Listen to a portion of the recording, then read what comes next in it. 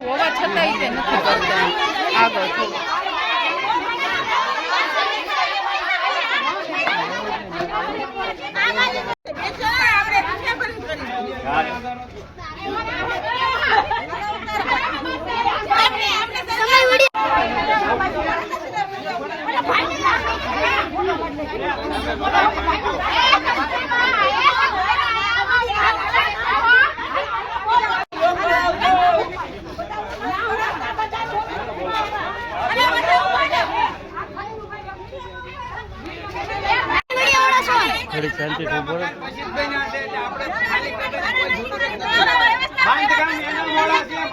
બાંધકામ મોડું કર્યું એટલે તૂટી ગયું.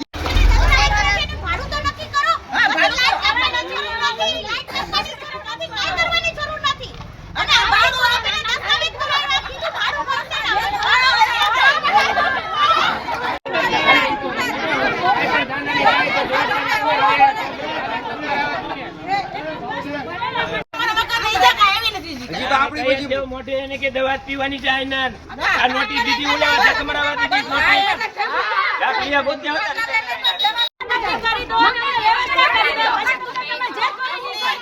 એમ તાત્કાલિક તમે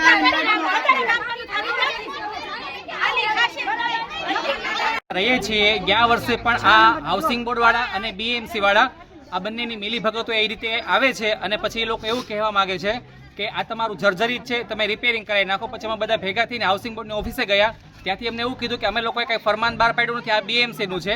બીએમસી ગયા તો ત્યાં આગળ ત્યાં કમિશનર સાહેબને મળવા માટે કહ્યું. કમિશનર સાહેબે કીધું કે તમે એસ્ટેટ વિભાગમાં જાઓ. એસ્ટેટ વિભાગમાં ગયા એ લોકો એવું જણાવ્યું કે તમારું જે કામ છે ને જર્જરિત છે, એટલો ભાગ ઉતારીને તમારું ઘરનું રિપેરિંગ છે, તમારા બ્લોકનું રિપેરિંગ છે, બધું રિપેરિંગ કરાવી નાખો. આ પ્રમાણે એ લોકોએ જે પ્રમાણે કહ્યું પ્રમાણે લોકોએ રિપેરિંગ પણ કરાવી દીધું. રિપેરિંગ કરાવ્યા પછી અમે બધા ફોટોગ્રાફ્સ બધું લઈને ગયા ત્યાં આગળ બીએમસી ઓફિસે, હાઉસિંગ બોર્ડની ઓફિસે ગયા. હાઉસિંગ બોર્ડ વાળા તો હાથ જ નથી મૂકવા દીધા, કંઈ કોઈને જવાબ જ નથી આપતા.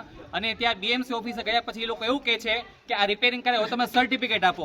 હવે સર્ટિફિકેટનું એને ગતકડું કાઢ્યું. હવે એટલું બધું કર્યું, એટલા બધા ખર્ચો કર્યા. અત્યારે સામાન્ય પરિસ્થિતિવાળા માણસો અહીંયા આગળ રહે છે, એમની પાસે રૂપિયો ન હોવા છતાં વ્યાજે રૂપિયા લાવી અને બધું રિપેરિંગ કામમાં બધા રીતે બધા પૈસા ભાગે ભરતા કાઢી અને રિપેરિંગ કરાવ્યું. અને હવે પાછું કહે છે સર્ટિફિકેટ આપો. એટલે એક પછી એક લોકો ગતકડા કાઢી અને ગમે એમ કરીને આ નળ કાપો, ગટર કાપો, પાણી કાપો, બધું રીતે કાપીને પછી આ રીતે હેરાનગતિને કરે છે બધાને. અને સામાન્ય માણસો અત્યારે ચોમાસાના સમયમાં જાય ક્યાં તો ઘરમાં ઘરડા પણ છે. કાં તો અમને લોકોને મકાન ફાળવણી આપો. અમે લોકો આ રીડેવલપમેન્ટમાં જોડાવા માટે પણ તૈયાર છીએ, સ્કીમમાં તૈયાર છીએ, પણ અમને એનું યોગ્ય વળતર તો મળવું જોઈએ ને. અમારી પાસે દસ્તાવેજ છે ઘરના, પણ એમની તમે અત્યારે ખાલી કરીને ગમે ત્યાં જતા રહો.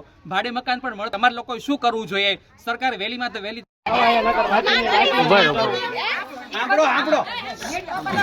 નગર વાંચીને સમજાવી.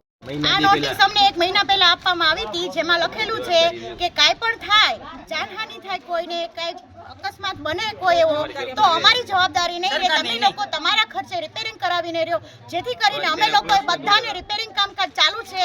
અને અત્યારે હાઉસિંગ બોર્ડ વાળા નથી આવતા, અમારે વીજ પુરવઠા વાળા આવ્યા છે, વીજળી વાળા, અને એ લોકો લાઇટ કાપવા આવ્યા છે. અમારે લોકોને ગટર કાપવા વાળા આવે છે. 2 દિવસે 3 દિવસે આવે છે. હાઉસિંગ બોર્ડ વાળા જવાબ નથી આપતા. અમે એ લોકોને કીધું કે અમને દસ્તાવેજ કરી આપો, એટલે અમે લોકો વયા છે, અથવા તો અમને કોઈ મકાન ફાળવો કે અમે લોકો જતા રહીએ.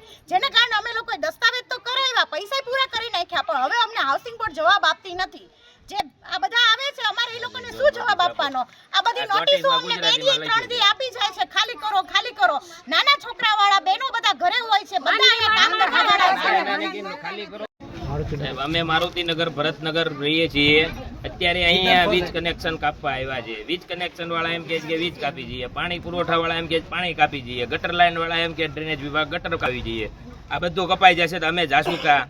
અમારે આઈના દવા પીને આઈના મરી જવાનું છે. આ ગુજરાત આ સરકાર જો હું કહે છે કે સરકારની જવાબદારી રહેશે નહીં, તમે લોકો તમારા રીતે રહ્યો, કોઈ પણ જાતની જવાબદારી અમારી નહીં. કોઈ પણ જાનહાની થાય તો જાનહાની નથી થતી તો ખાલી કરાવવા આવો તો હું લેવા? અમે અમારી જવાબદારી રહીએ છીએ. અમારે એટલું બધું પબ્લિક અમારી જવાબદારી રહીએ છીએ. કોઈની જાનહાની થાય તો અમે સરકારને કહેવા નહીં જઈએ. અમે પોતે આઈના જ મરી જવાનું છે.